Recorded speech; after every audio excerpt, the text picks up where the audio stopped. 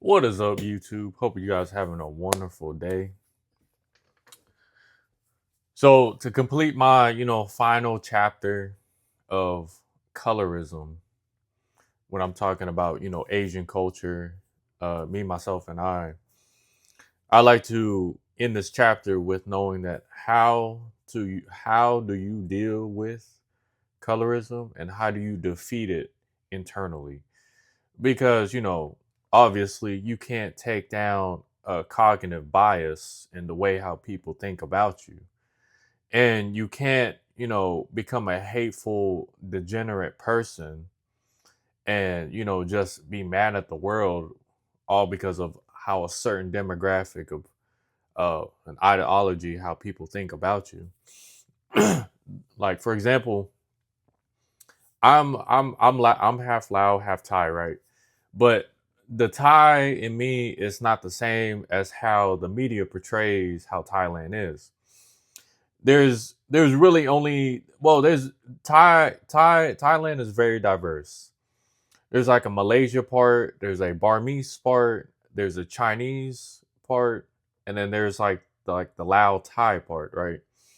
The Lao Thai part is essentially where I'm where I'm associated with me being me being darker skinned, having more masculine features, fuller lips, bigger nose bridge, bigger eyes, uh, due to environmental factors and my genetics.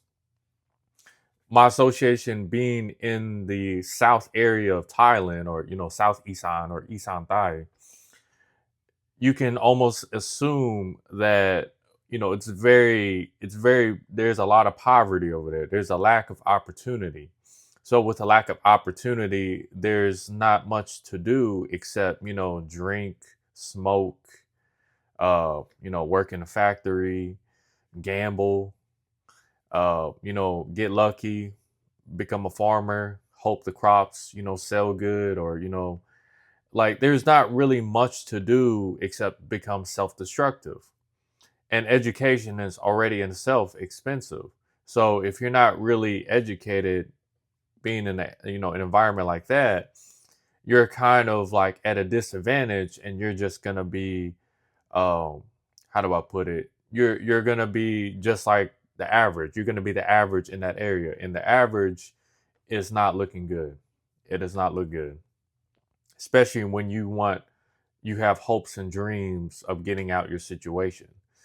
Like, there's nothing wrong with being in southeastern part of Thailand.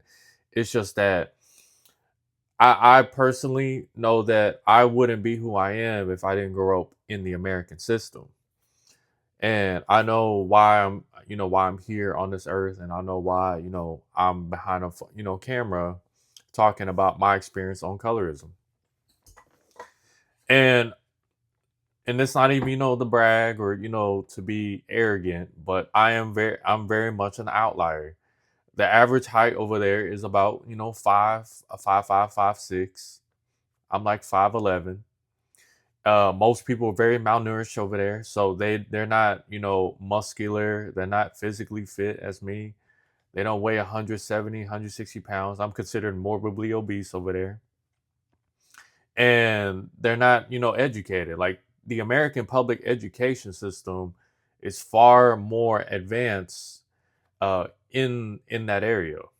Unfortunately, I have to say, but it's the truth because it's a neglected area. You could say, like, universally everywhere in the world, the South is considered, like the more less well off area where nobody wants to go over there because of less opportunity.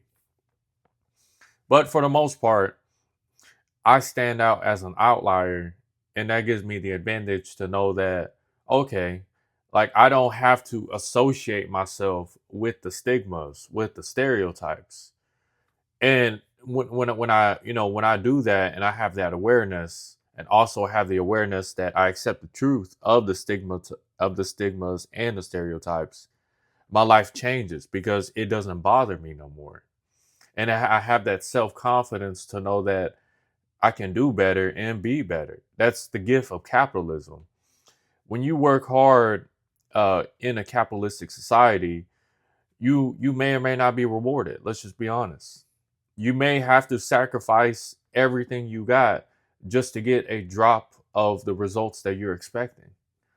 But at the end of the day, at least you have a at least you have a strong will to fight. Unlike, other countries that don't even give you a chance and you're already like set up in a class system. And that is what I like about America. But also what I like about America is that our our amenities are considered luxuries in other countries. Like, think about it. We don't need navigation. We don't need $5 hot and ready pizzas, and we don't really need air conditioning. I mean, we need them, but we don't need them. It's a luxury. If you think about it, right? A car, as long as a car goes to point A to point B, that's all that matters. Having air conditioning, windshield wipers, heater, that's all a luxury. Comfortable seats, like, come on, man.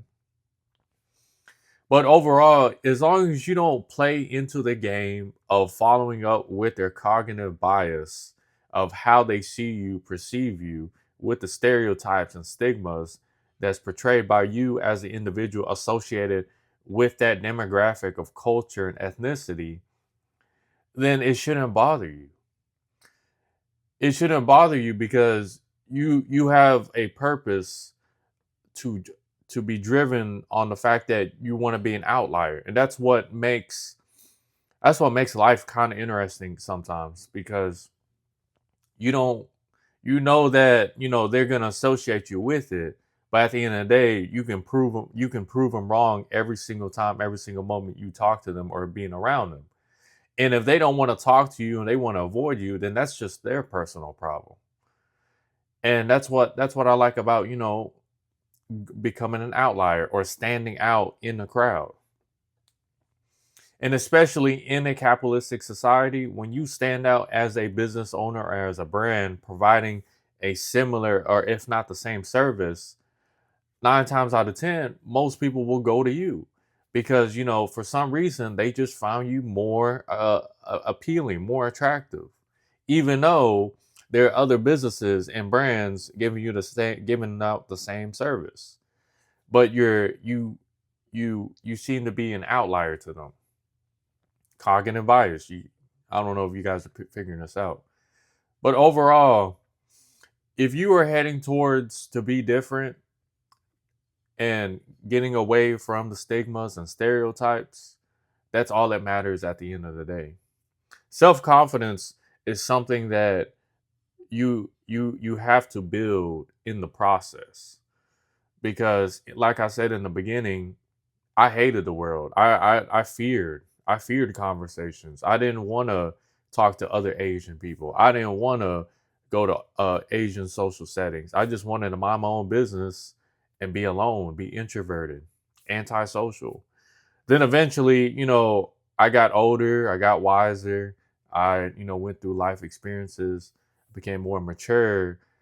I got out of my comfort zone, and my brain has adapted to many confident tests that I put myself through. Now I became a whole different person. It's almost if like women and men can reciprocate what type of person I am. It's so crazy. And to me it's just like it's just second nature. Like being like having a hard work ethic. Doing the things that most people are uncomfortable doing.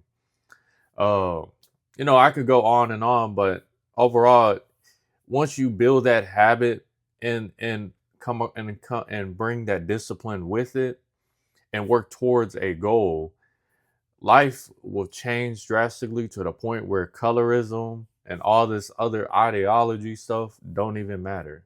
What matters at the end of the day is how you feel, how's your health doing, and what are you doing to build a better future. Hope you guys have a wonderful day. I'll see you guys later.